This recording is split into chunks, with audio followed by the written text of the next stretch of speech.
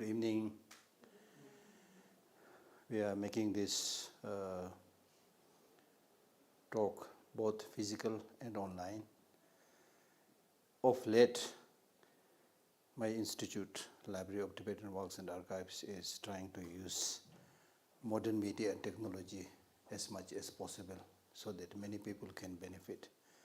It doesn't matter how many people are physically present, there are others who can listen now or others who can listen later. So it's important to use modern media and technology. We have started not only some of the Buddhist classes online, but also Tibetan language classes also online. So thank you for participating and supporting our endeavor. The reason that I'm taking this class is because my other Geshes, my other friends, they need a translator. So it takes a lot of time. And they're also busy teaching in the morning. And I'm an administrator, not a proper qualified teacher. but I speak by mistake, by default, I speak English. So I thought maybe I should use this little bit of knowledge of Buddhism and English so that others can benefit. So today the topic that we have announced is meditation and mindfulness, right? Of course, I will do more kind of reading so that I am very correct, but I will just, as an introduction, I'll say something. Many people don't understand meaning of meditation. And when they hear meditation, they think it is sitting cross-legged. Of course, that is a part of the deal.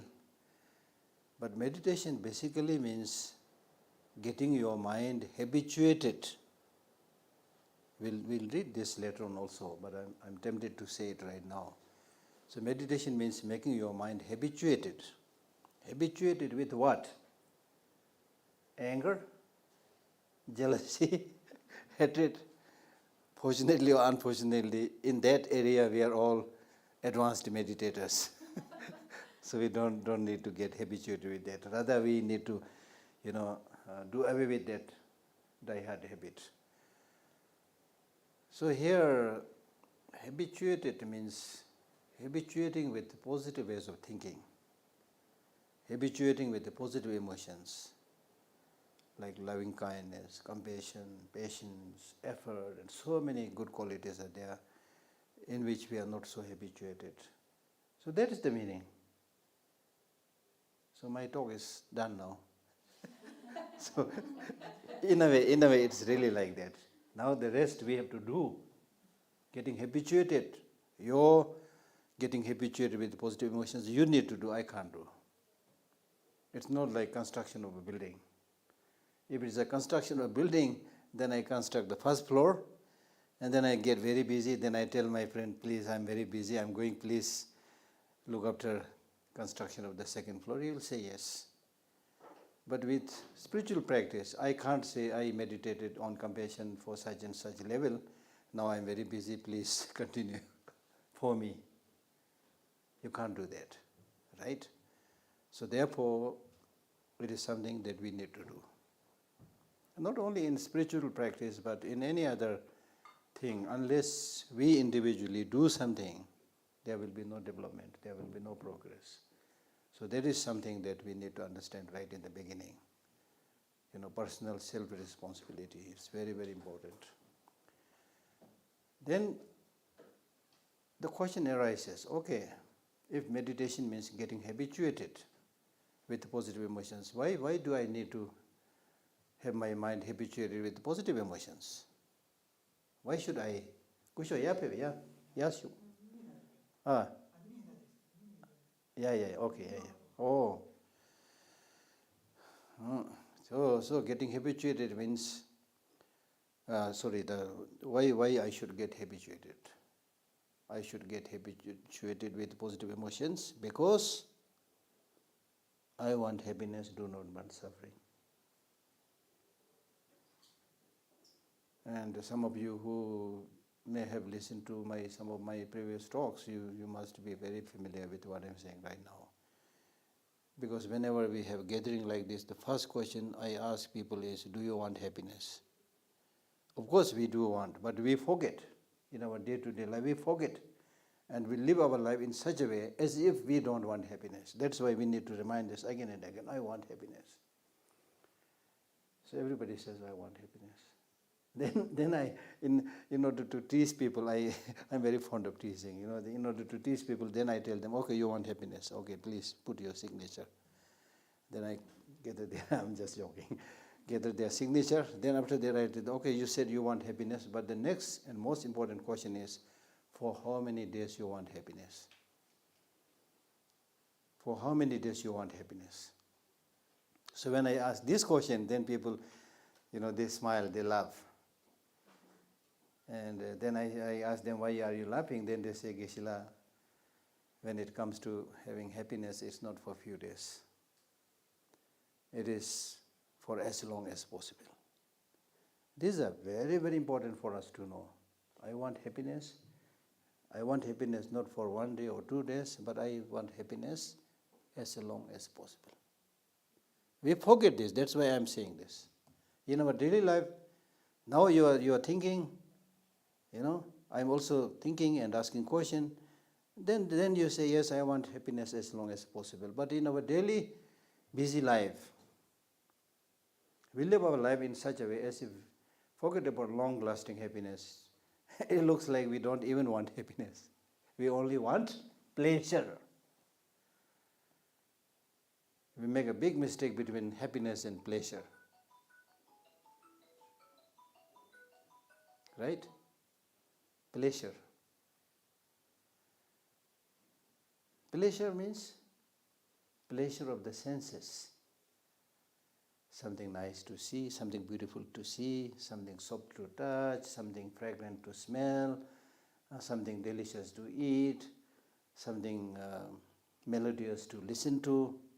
All our 5 senses are totally, fully engaged with the sensual objects.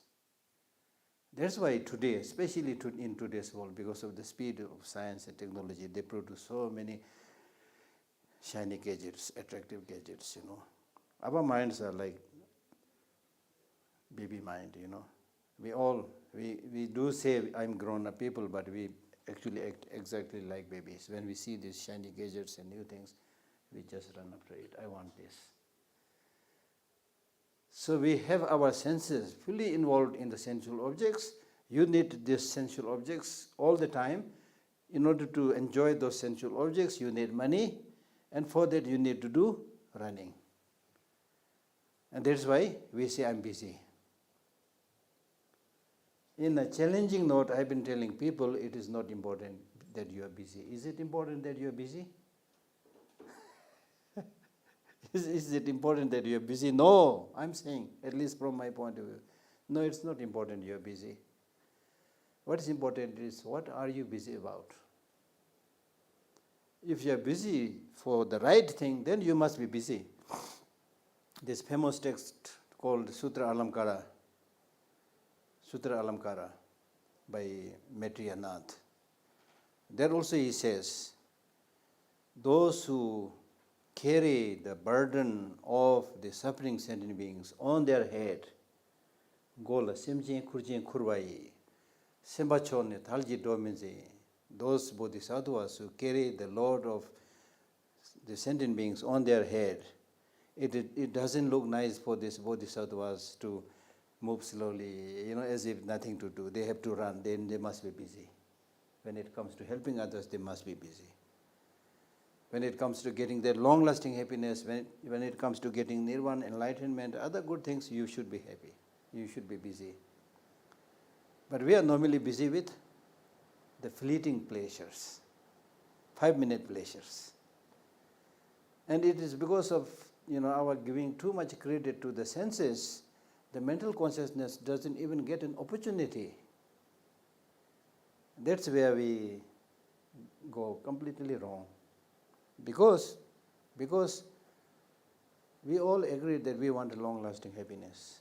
Long-lasting happiness is to come with your mind, your mental attitude, not with the senses. What you enjoy with your senses, even if you call it happiness, it's really, really very fleeting pleasure, fleeting happiness. That's not what you want. You want reliable happiness, right? Reliable happiness. And we don't understand this. Therefore, we think the happiness will come from sensual objects. For example, I will give you a very striking, convincing example. I get married to somebody, thinking that this man, this woman will give me the happiness. Then after a while, you realize that that's not the case. Then your stupid mind thinks, okay, this man didn't work, this woman didn't work, the next one will definitely work. So you say divorce to this person, marry another person. You yourself, the same person, no change at all.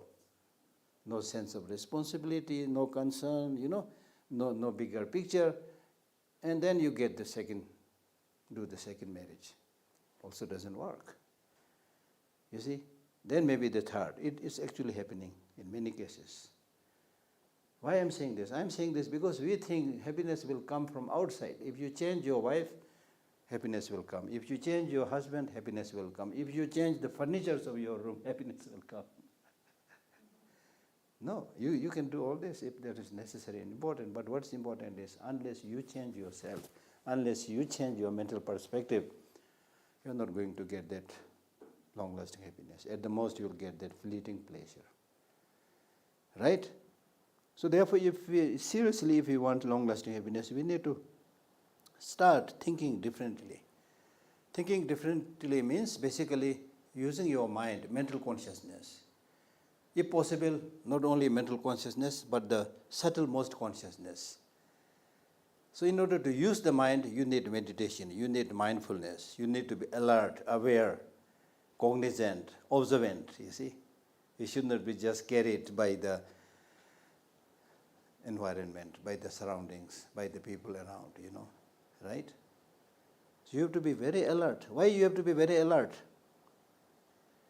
In this text, Shantideva's Bodhisattva way of life, I think, there he says, if you are treated as a criminal, okay, you are treated as a criminal, and then a punishment is given by saying that you should carry this bucket full of oil, oil up to the brim of that bucket.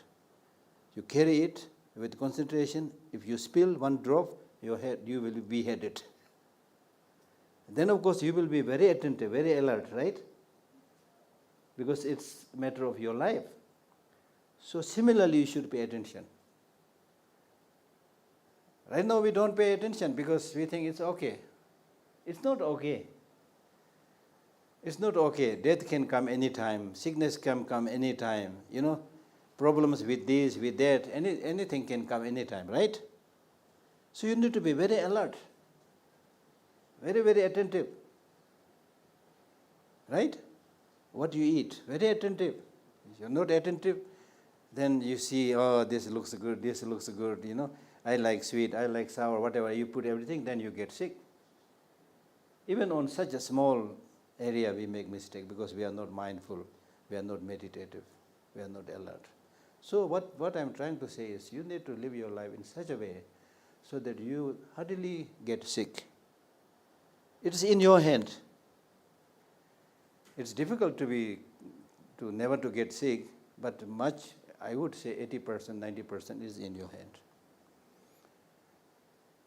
The Department of Health of the Central Tibetan Administration and others very often invite me to, when they have a kind of training on health and things like that, physical and mental health, they also invite me to give talks. So recently I gave a talk there. I said we should bring about a revolution in our health, in the process of health. The revolution means you should live your life in such a way. You should think in such a way. You should eat in such a way. Your lifestyle should be such a way that you don't even have to go to hospital. You don't even have to go to a doctor. You know all this story, how expensive, how difficult it is to go to a doctor. You see? So one has to be very careful, very careful. And you will be very careful if you realize the nature of your body and understand the meaning of health, right? Health means, there is a book titled Health Through Balancing. Health through balancing. That's according to Tibetan, medical system. Health through balancing means you are basically, your body is basically made of 4 or 5 elements, right? And these elements, if you look at the nature of these elements, they are all antagonistic.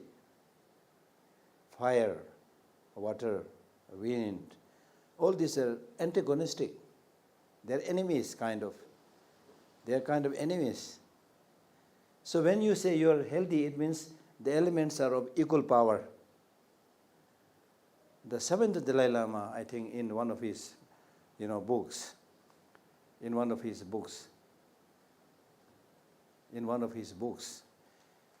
he has said that this heat and cold, etc., are really like many wild, ferocious animals living together in a valley. And these wild, ferocious animals, when they are of equal power, they will just snarl at each other. But nobody will have the, have the courage to jump on each other because they are all healthy, strong. So that is health. So like those wild, ferocious animals, when they are of equal power, they don't jump up on each other, kill each other. Likewise, if our 4 or 5 elements, when they are of equal power, then we say healthy. That's it. If there's a slight imbalance of these 4 or 5 elements, for example, if there's a little bit more presence of heat, then you say, I'm suffering from fever. As simple as that. And if you have more like wind, very susceptible to get angry and things like that. Less sleep or whatever. Right? So much of the problem that we have in the body is how you handle the wind energy. Right? So like that. So because once you understand this fragility of human, for a while, just talk about the body, not the mind. If you look at even the fragility of the body, you need to be very careful. You need to be meditative. Then if you look at the mind, it is even more fragile. It's more risky because the body at least we can see, right? You at least know my body is now today not well, it is sick, I have a back problem, stomach problem, things like that. But with the mind, your mind is sick for so long. Sick of anger, sick of jealousy, sick of hatred and so forth. But we take it for granted. This is part of the deal, You are a human being, you have these emotions. So emotions are neither good nor bad. Anger is good, compassion is good, love is good, whatever is good. Even the scientists, they say, emotions are emotions, they are necessary. Well, we can discuss about this later on. This is what they say. But if you relate it to your own experience, you will realize that, for example, with anger, is there anybody who right in the morning makes a motivation saying that today I will get angry? Is there anybody? So you already have some idea anger is not good, right? But you do get angry because of this situation, environment, people you meet. And after having got angry, then the later part of the day you recall that you were angry this morning and fought with somebody. Is there anybody who says that today I was very angry, I fought with somebody, so I really enjoyed the day? Is there anybody? I was angry, really enjoyed the day. You see the side effects. Then all of us wants to be a presentable person. Nice looking man, nice looking, beautiful looking women. This way we comb our hair, put some cosmetics, make sure color is right, things like that, right? Having donned yourself, having ornamented yourself in this way, even putting, gold earrings, things like that, after that you get angry. You ornamented, decorated yourself so well, but when you get angry, it was just 2 lovers sitting in the car. Right? So therefore, the point that I'm making is that even if you want to be a handsome person, a beautiful woman, the handsome person, you will be a handsome person, you will be a beautiful woman, not just by adorning yourself, not just by ornamenting yourself, but act like the Buddha. Be calm, happy, satisfied. You have not harmed anybody, not bothered anybody. Nothing to hide, nothing to regret. You get peaceful sleep. The blood circulation will take place, and then you will have the red things come here. You don't need external appointment. You see, anointment. It is in the sutra. I'm not just making it up. It is in one of the sutra. It says, if you are calm and peaceful, then there will be proper flow of energy, proper flow of blood. Blood circulation will take place towards all your body, including your face. That's why your cheeks will look radiant, you see, like that. So the inner beauty. And once you have this inner beauty, you don't have to have so much money. For external decoration, you need a lot of money, right? Then external things can be stolen by people, taken away by people, they become excess baggage, Really, I'm not saying don't use it, You might think, okay, he has become a monk, so he doesn't need these things. So he's trying to apply his way of life to us. You don't have to take that, I'm not saying that if you prefer, you can use whatever. But what I'm saying is, the primary source of handsomeness and beauty is inside and not so much outside. I mean, look at the Buddha. Look at his holiness face, you see. Most beautiful face. Your face becomes most beautiful when you are calm. When you are calm, your eyes also look different. When you are in love with somebody, not necessarily men, women love, but in general, the love of, when the mother has love to the child, the way she looks is different. Because she is looking from within, through the eye, deep. Your eye becomes also a little bit small. When you get angry, your eye also becomes like snake. Why the hell you are doing this to me? Right? And when you get angry, you also create distance. So interesting, psychologically speaking. Once somebody asked this question to the Buddha, why when two people are fighting, they are like standing next to each other, so close, but still they shout at the top of their voice when they are fighting. Why they have to shout like this when they are angry? The Buddha said, because you already created that mental gap. Physically you are together, but mentally you created this gap. So they are shouting at the top of your voice. You see, things like that. Right? Right? So therefore it is really important to understand the nature of your body, how fragile it is. And your mind also, how fragile it is, how sensitive it is. Right? Am I right? And then we can have some question answer session also then. We can ask some questions also. So these days, in Buddhism we say the body is impermanent, mind is impermanent. To make it more understandable, I call it fragile body, fragile mind. Now anything that is fragile has to be handled carefully, right? At the airport, if it is something fragile, then you pack it nicely. Not only you pack it nicely, but you label it saying, fragile, handle carefully. Do you do that? So I'm tempted to put a placard on all of us saying, fragile, please handle me carefully. It's really fragile. Right? So therefore, the food you eat, the way you think, all has to be very careful.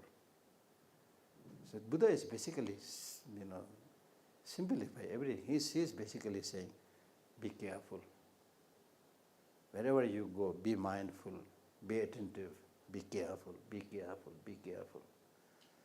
That's what he's saying, be careful. Right? So in our ordinary language also we always say, when you meet your friend, then you separate, then at the time of separation you say, okay, bye, take care, right? Nobody says, okay, bye, I will take care of you. This is what Buddha is saying. You have to take care of yourself. You can't expect others to take care of you if you don't take care of yourself. If you take good care of yourself, then of course you can also expect others' support. But if you don't take care of yourself and expect someone else to take care of you, that is a joke. Right? So the point that I'm making, right, in the beginning stages, whether you call it meditation, call it mindfulness, call it awareness, call it, to be observant, whatever you, basically we need to be very alert. The more there is risk, there is danger, the more you have to be careful. I mean, look at the birds. Have you watched the birds sitting on the branch of a tree? Most of the birds, they don't sit like this. Have you seen birds sitting like this? Pigeons sometimes do that. Yesterday I was watching a pigeon, from the window of my hotel in New Delhi. I came just now from Chandigarh from a trail. I went to Ladakh for 2 days for a meeting. So I came just before the lunch. So yesterday I was in a hotel in New Delhi. So I was watching from the window. there was a pigeon. It was a very pensive mood, So normally you will find these birds. They are very alert. They're looking like this, They have to protect themselves. Now, why we are not so attentive? We are not so attentive because we have too much confidence with our intelligence. Thinking that I'm clever, I'm intelligent, I don't need to be so observant like that. In a way, it is true. You have much more better capacity to protect yourself than animals, you see. Right? But then the disadvantage is, most of the time we use our intelligence in the wrong way, not in the right way. We use our intelligence for making nuclear bomb. These days I have been repeatedly saying this, because we need to be very alert. Now one nuclear bomb can kill how many people? How many people? Millions, They say that the bomb that was dropped in Hiroshima and Nagasaki, of course it did a lot of destruction. Now one nuclear bomb is 7 times more powerful than that hydrogen bomb. And Russia has over 6,000 of those nuclear bombs.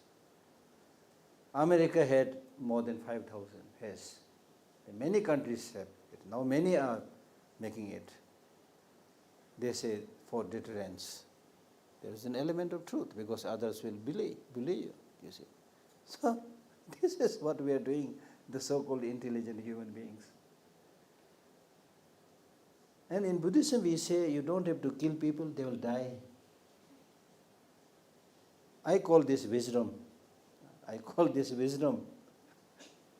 So that's why you are here, to get this wisdom. It's so important, so important. And I have been these days, as a way of talking about impermanence, I have been telling people, you need to really provoke people. Provoke people. How do you provoke people? In order to provoke people, the first teaching that the Buddha gave us on impermanence, right? When the Buddha got enlightened, when he was requested to give teaching, he didn't give teaching right away. And then it is said that the celestial deities or celestial beings or human beings, they all went together requesting with folded hands, please share your wisdom, the nectar-like wisdom that you have obtained through your meditation practice. Please share. Buddha didn't share. After making repeated requests, then finally he said, he didn't share this for 7 weeks.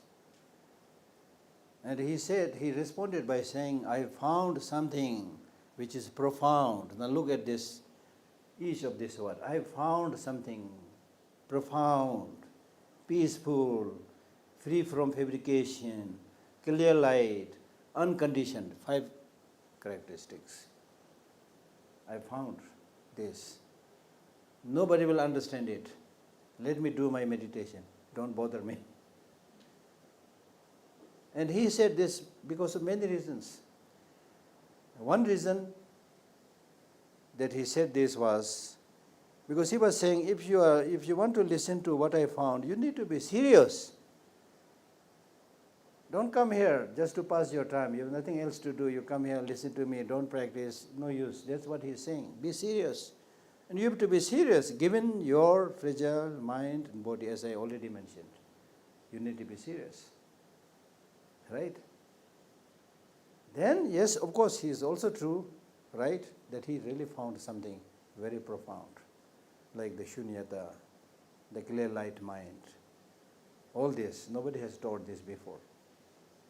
Now, gradually, the scientists, even Einstein and others are talking about theory of relativity, a little bit moving towards that direction, but it doesn't cover everything. It's talking about only physical, material things, right?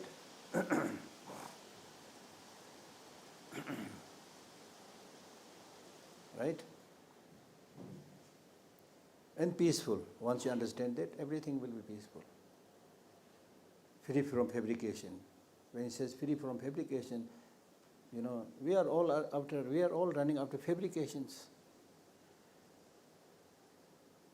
We are all running after artificial things. We are completely lost, enamored, attracted by the superficiality of everything. We are not able to go deep. And then clear light. Clear light means the subtlest terrible mind. Then unconditioned. For example, emptiness is not conditioned by causes and conditions. It is the way things are. It is the way things are. Right? So finally, when he accepted to give the teaching, the first teaching that he gave us, the so-called Four Noble Truths teaching on the Four Noble Truths. And out of the Four Noble Truths, the first teaching that he gave us on the truth of the suffering. And when he explained the truth of the suffering, there are four features of the truth of suffering, out of which the first feature was impermanence. Now listen to this very carefully. Impermanence, that's what I'm trying to drive at. Impermanence. The first teaching that he gave us on impermanence, and one of the last teaching that he gave us also on impermanence. When he was passing away, when he was dying, all his followers, students gathered around him, lamenting. And then Buddha said, look at my body. He removed his, the upper garment, and he said, look at the body of the enlightened Buddha. He is also passing away. Everything is impermanent. Why he was so persistent in giving this teaching on impermanence in the beginning and the end? Because he is saying, unless you have a very proper, thorough understanding of this changing, transient, impermanent nature of things, you will never make a move. You will never make a move. You will not engage in spiritual practice. You will instead thinking about construction of buildings, buying cars, making swimming pools. You will keep on. You just need to go to Kangra. From here, you go to Kangra Fort, the old Kangra Fort. The king that lived at that time, he really planned he will go, enjoy forever. He built this impressive fort, and then on the other side, it's all forest. Then there are small, rooms, there where the king and the queen go there and sit and enjoy. Then on the other side, it was all like long kind of wall. And in the wall there are like spy holes, so that his armies would always spy whether enemy is coming or not, and then shoot from there. So that then there's a big door, you close it and you enjoy there forever. Something like that, you see. But now look at this. It's only ruins. So by saying this, I'm not trying to give you a very pessimistic picture. What I'm saying is, I'm not saying that you don't enjoy your life. Please enjoy your life. But not in a stupid way. Not the harmful way of enjoying it. Not taking hashish. That's what I'm saying. I have a very interesting Tibetan friend, So very senior person. He's not those who will take LSD or hashish, things like that, but he's very funny. So he had heard about the effects of these drugs, so he wanted to test it. So he said one day that he tested it. Then I asked him what was the experience. Oh, the experience is very interesting, It may be like realizing emptiness. Then I said, can you explain? He said, when I took this drug, then, this paper and everything become like a floppy essencelessness, It feels like a drop is going there and falling there, and then everything like become like soft and essenceless, something like that, you see. So the point that I'm saying is, when you take these drugs, also temporarily you may be in heaven. But then you get addicted to it, you will completely destroy your life. Right?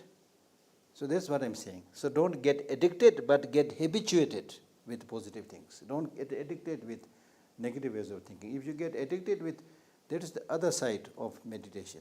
Meditation, getting habituated with good things. Addiction, getting habituated with bad things. And there's so many areas where if you get addicted, it will destroy you. Be it as simple as something like drinking coffee all the time, drinking tea all the time. This is addiction. This is important because the natural human brain has the capacity to defend yourself. Not only brain, your whole body.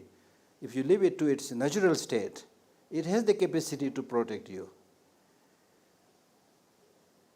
If you want to see that, then tomorrow I need to bring some cigarettes, and let all of you smoke, take one puff. What will be the reaction? The first reaction will be, we'll all start coughing. Why coughing? Because the brain is saying, this is not good for you. Right? This is not good for you. Take a second puff, you'll again cough. Tomorrow you take few puffs, again you will cough. For a few days it will be like that. The brain is saying, it's protecting you, not good for you, not good for you, don't do that, don't do that. Then after a while, if you insist, then the brain will say, okay, if you want to destroy yourself, go ahead. Then it will stop. Then the addicted part of the brain takes over. Then the addicted part of the brain says, bring more, bring more. This is how you get addicted. I'm not just saying it. This is according to the finding of the doctors, I once attended this Mind Lab conference with His Holiness Dalai Lama. So there was this lady who is the director or head of that institute in Washington. So she made this presentation. She said, if you leave your brain to its normal state and also other parts of your body, it will take good care of itself. But if you let it addicted, then the addicted part will take over and the natural part of the brain will stop functioning. As dangerous as it is. Right? So don't get addicted.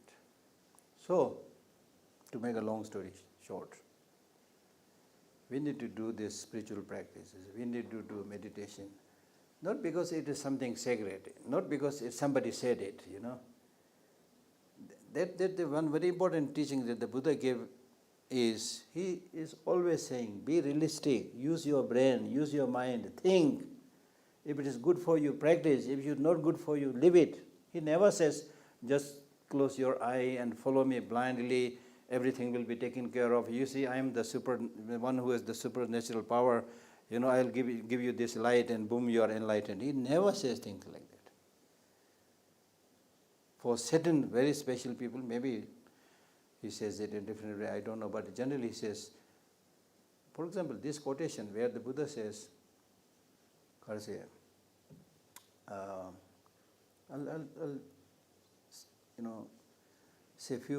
few things that the Buddha said. It's found in the sutra. In one sutra he says, the Buddhas do not wash the sins of sentient beings with water. The Buddhas do not remove the sufferings of sentient beings with their hands. The Buddhas cannot transfer their realization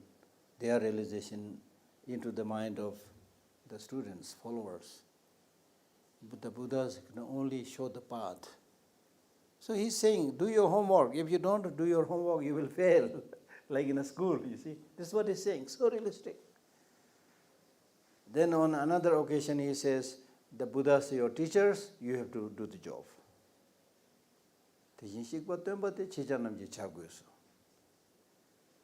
Right?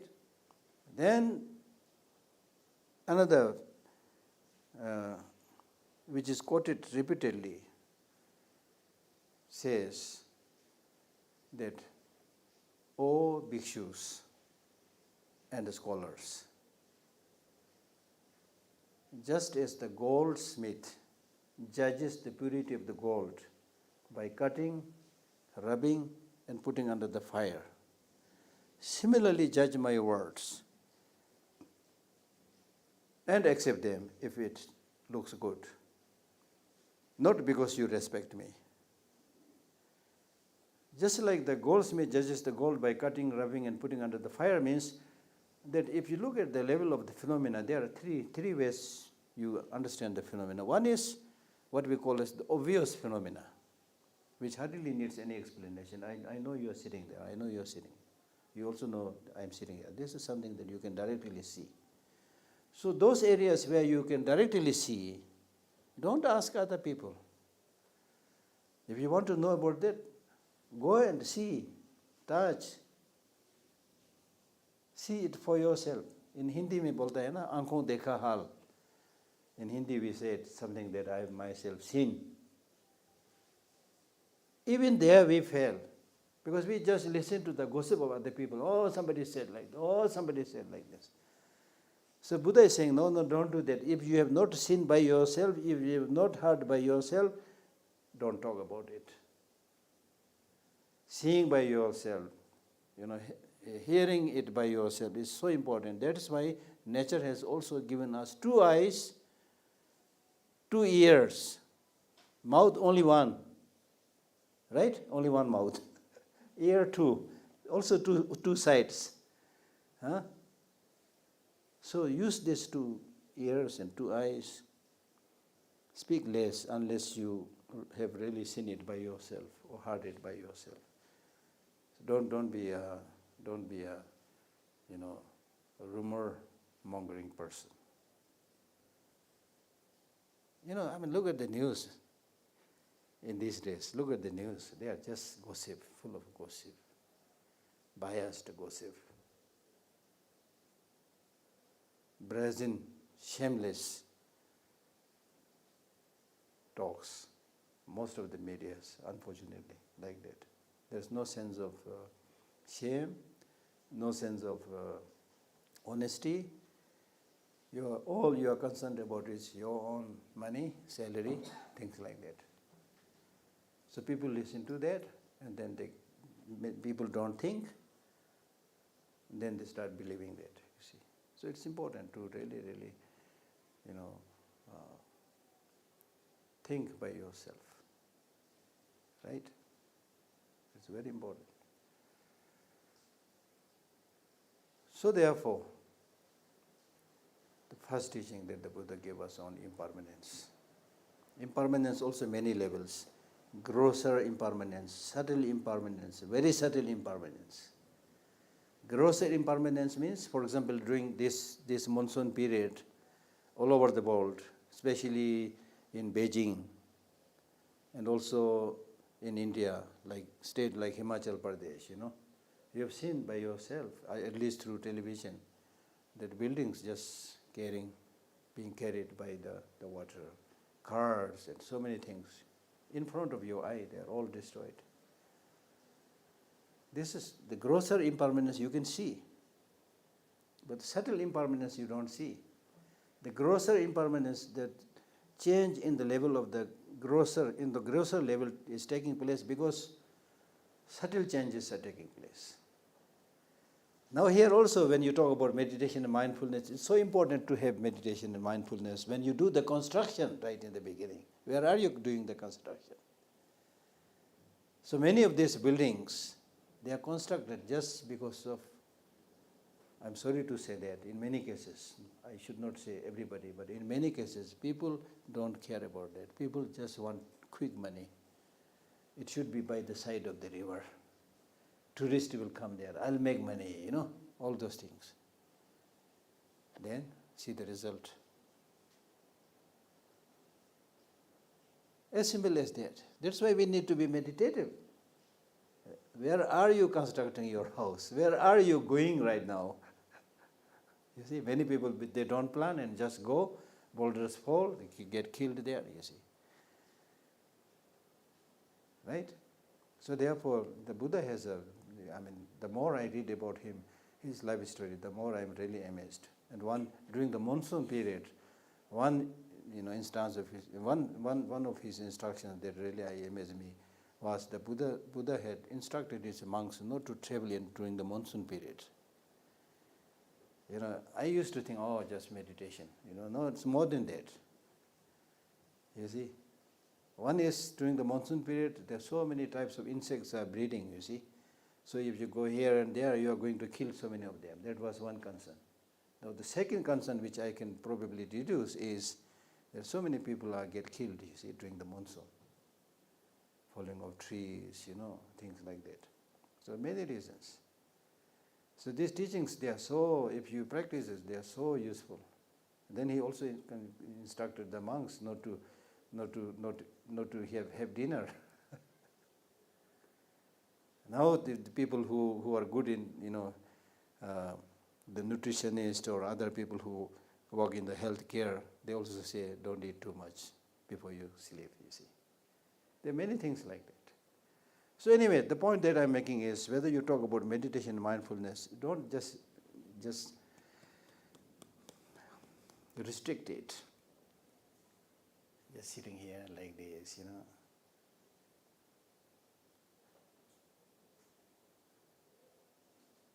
It should be more holistic. Understand the larger picture. That's why we are talking about, when we talk about impermanence, we are talking about everything that is conditioned. So therefore I said the more you are able to understand your fragility, the more you should be able to take care of yourself. That's why when we get sick, then we take care. It's a little bit too late, you see. Then you say, oh, I can't eat this. Until you become a diabetic, you say, I like sugar. No. When you get diabetes, then you say, I can't eat this. So these days I'm advising people that whatever you are liking, you enjoy it right now, but small quantity, so that you can enjoy it for the rest of your life. You don't have to stop it completely, but take less, don't get addicted. Right? So they are also, the Buddha said, Buddha taught this middle way. Don't go to the extreme, middle way. Right? So therefore, this understanding of impermanence is so important, so crucial. It's the most effective, I would say, part of meditation. So these days I've been telling people, as I hinted earlier, these days, just as the Buddha tried to provoke us into Dharma practice by first teaching on impermanence, so I try to give more concrete example these days by first asking people, what is the human population today? Then they say 8 billion.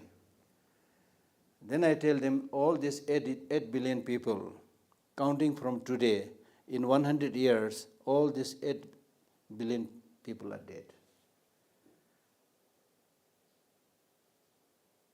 That's the reality. Don't need nuclear bomb.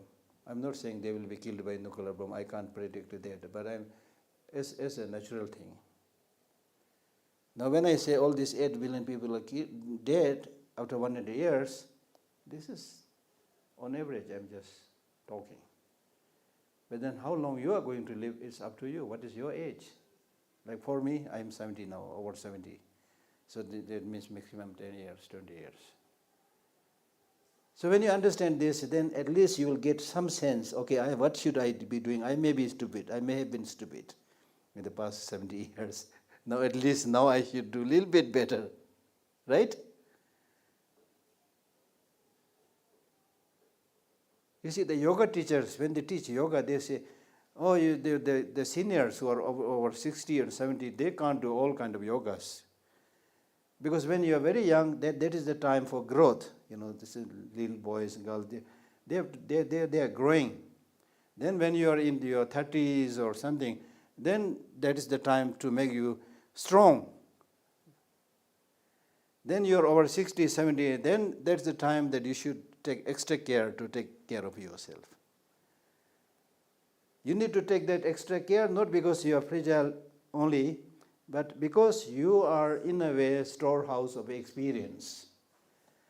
You need to live long and share this experience to the younger generation who are volatile, who are fragile, who don't know how to think, who don't have life's experience, That's why we are having this kind of discussions. It really benefits people because we are not just reading from text. We are talking based on our own personal experience. Right? Right? So therefore I tell this, and I think it is making difference. When I say after 100 years, all this 8 billion human population are gone, then if you are somebody who is intelligent, you should start thinking, okay, if that is the case, then why should we fight each other within this short life?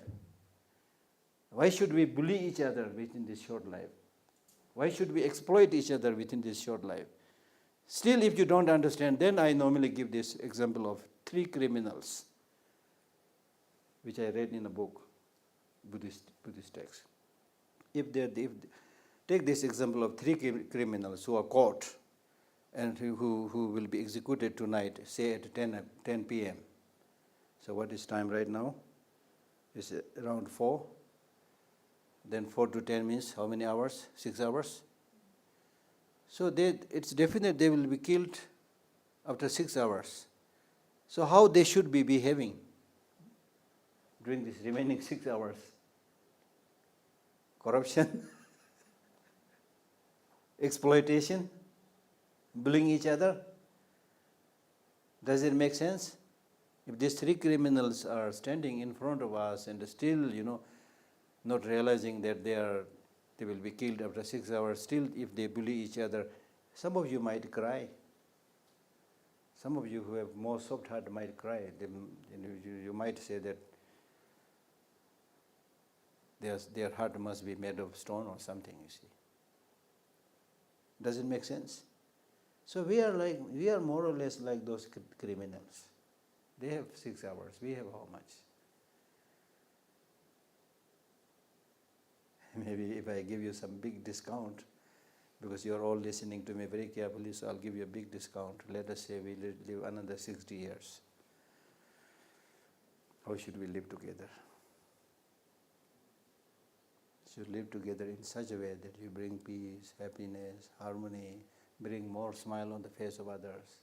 If you are able to do that, then you die anytime, no problem, you see.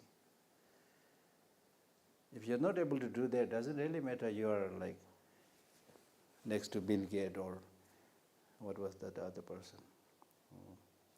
All these rich people, I have read all the last parting advice of Steve Jobs. Steve Jobs. I forgot to bring it here. Many other favorite, famous people. They all giving the Buddhist teaching when they are about to die. That's the reality. So that's the reality. Right? So therefore, in order to make you engage in mindfulness meditation, you need to understand the law of nature. Impermanence is a law of nature. Death is a law of nature. Interdependent origination is a law of nature. Suffering is a law of nature. Importance of harmony and compassion is also law of nature. Because law of nature, because your body needs love. Your body needs compassion. You see? Your body doesn't need bullet, nuclear bombs. Right? So therefore, it's important to be watchful, observant, and watch the law of nature. At the time of the Buddha, I don't think there was like classes, very, very rigorous classes. There are some, great teachers who were giving some teachings, but basically many of these great teachers, they were basically with the nature. They're observing nature. Buddha meditated under a tree for 6 years. He remained under a tree, meditated under a tree, he was born under a tree, died under a tree. You don't have to do that, but what I'm saying is, more with the law of nature. It's important. Okay? So I'll stop here. Ask some questions. Any questions if you have. I'm not saying I have all the answers, but we can discuss.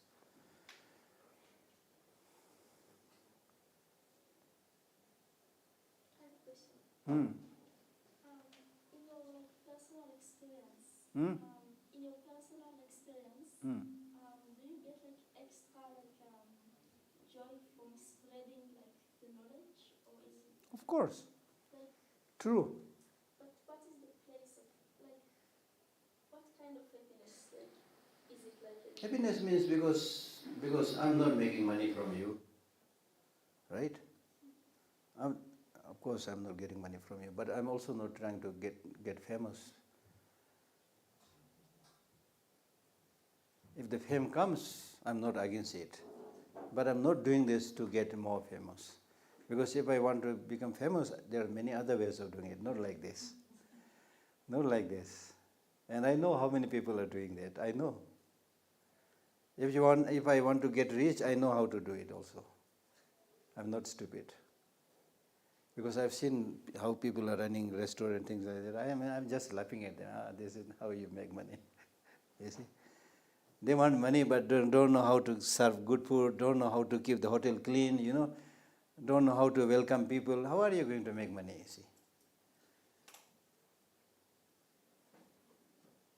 Right? And there are many people who need this guidance, I can take advantage of them. But that will not give me any satisfaction. That's totally against the Buddha's teaching.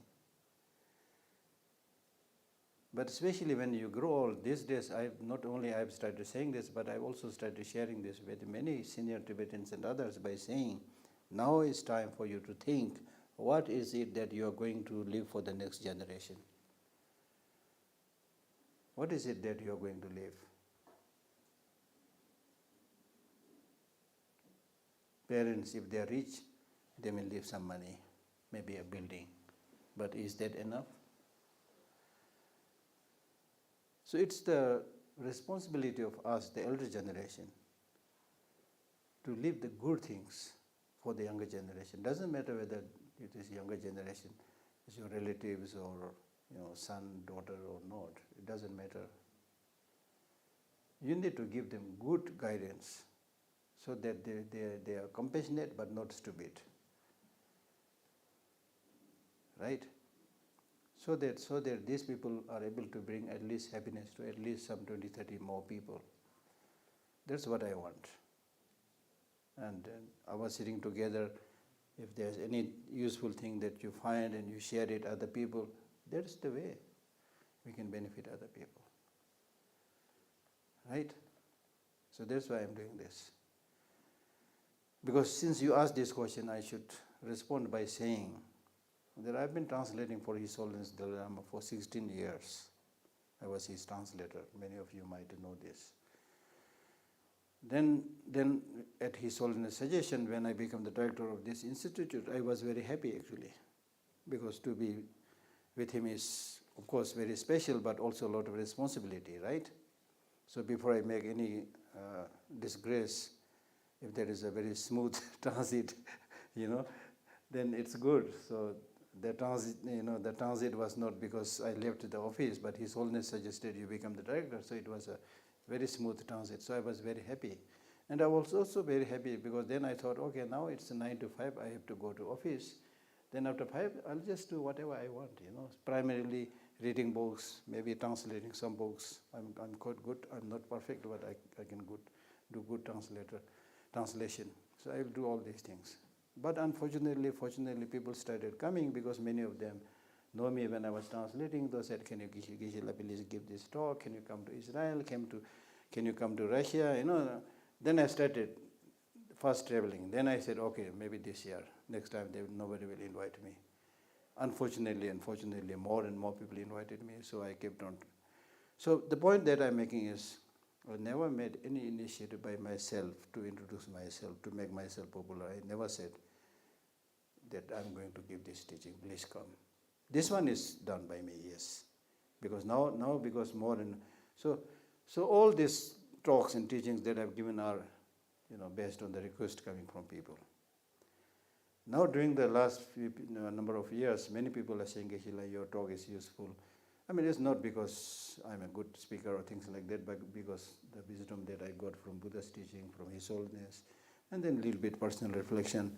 And then what I try to do is give some concrete examples so that people can benefit. So they are getting benefit. So therefore then I thought, okay, now if I have time, I should also do some teaching like this so that others get benefit. Otherwise, I never advertised myself. No, I didn't ask because I suspect something. I just thought because of the Buddha, like in his spiritual development. Yeah. So he first like got like enlightened and then then he spread it, as you said, like because of after many requests. True. So That's also inspiration, because just as you said, I was also observing that Buddha spirit is teaching by traveling. His Holiness is sharing his wisdom by traveling. Now, of course, even at this age, 87, he's still teaching in Ladakh, Of course, he doesn't plan to travel to foreign countries, things like that, he can't. But still, in Dharamsala, everywhere he's... And before that, he was traveling everywhere, like crazy. You see? So I said, oh, yeah. You have to at least accept when people request, things like that. Yeah. And then my inspiration is, there are a number of people who came to me saying that they got a lot of benefit. Some people are able to overcome their depression. Some people were able to stop their suicide tendency. It happened, This is why I am saying you should also share. People suffer because people don't know how to think. So when you share your wisdom, your experience, then it get benefit. Yeah. Geshe, what do you think is the best response that we could give to the constant negative attitude or emotion that we receive from the people we meet on a daily basis? See, then number one, it's not easy. It's a little bit complex. If possible, try to distance from them. One method. Another method is ignore them. So there are several methods, just not just one method, right? For example, the negative response that you get from some people with whom you have not much connection, then try to distance yourself from these people. If it is somebody with whom you have to live, then it's a little bit more difficult, but there should be a limit. And when they cross the limit, then you should say, okay, sorry. Both of us tried our best to be nice to each other. It's not functioning. Okay, you take your way, go your way, I go my way. No enmity, nothing. Because meeting and parting is the way of anything. Shantideva, in this book, he says, the friends that you loved will also go. The enemies that you despised will also go. I will also go. So why should I keep on accumulating negative deeds for those so-called my beloved friends, for those who you call enemies, and also for myself? Because everything will go. Don't pay too much attention. The problem arises because when we are not able to think like that, we think, this person is, without this person I can't live. No, it's not like that. Right? So by developing this larger perspective, you will know how to handle it. Yeah. Any? Yeah. Is there a way to apply the concept of impermanence to what you were talking about in terms of all the dark things that are going on in the world, like nuclear Armageddon and people being incredibly wealth-oriented and all of the strife and the darkness and the misinformation that we're just surrounded by all the time? Yeah, so therefore, there are things you can do, there are things you can't do. Therefore, Shantideva says, if it is something you can change, don't worry, because you can change it. If it is something you can't change it, no use worrying. By worrying, you can't change it. But that doesn't mean that you become hopeless. You try your best. Just like you're eating the food. When you eat food, you take your breakfast, you take your lunch, you take your dinner. not seeing whether others are taking breakfast, lunch, dinner or not, right? You will never say, oh, others are not taking breakfast, I will also not take breakfast. Whether others are eating or not, you will eat. So similarly, when it is something that you must do, you have to do it whether others are doing it or not. And especially, as somebody said, it is better to light a candle than curse the darkness. Right? For example, if we are here like 100 people here in the hall, suddenly the light goes out, then everybody can complain, this library is so disorganized, the light is gone, we are all in the dark. So everybody can complain. That doesn't solve the problem. But among them, if there's one person who goes around, find the source of the light or light a candle or things like that, that solves the problem. Right? So therefore we need more doers than talkers. When things are not going in the right direction, then there should be somebody who is there, who shows the light, who gives hope, who encourages people. People are by nature not necessarily extremely bad or things like that. They are small children, you see. They don't know. So we need to, as much as possible, bring sanity in the mind of the people by teaching, by showing the path. And it is possible. Right? Okay?